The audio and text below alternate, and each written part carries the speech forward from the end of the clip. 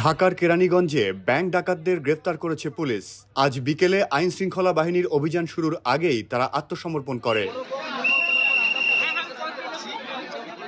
ব্যাংকের ভেতর জিম্মিদের অক্ষত অবস্থায় উদ্ধার করা হয়েছে জানান র্যাবের ডিএডি মোস্তাফিজ।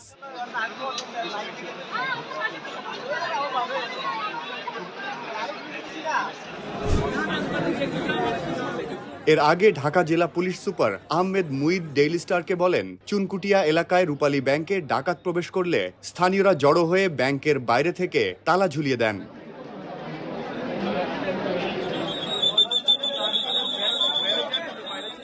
খবর পেয়ে পুলিশ ও অন্যান্য আইনশৃঙ্খলা বাহিনীর সদস্যরা সেখানে যান। ডাকাতদের কাছে আগ্নেয়াস্ত্র রয়েছে বলে আমরা জানতে পেরেছি।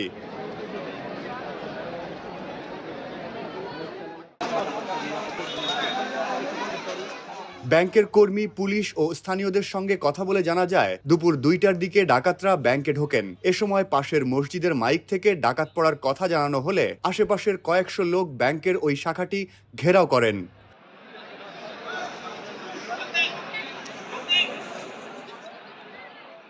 পরে আইনশৃঙ্খলা বাহিনীর সহযোগিতায় আলোচনার মাধ্যমে তাদের আত্মসমর্পণ করানো হয়।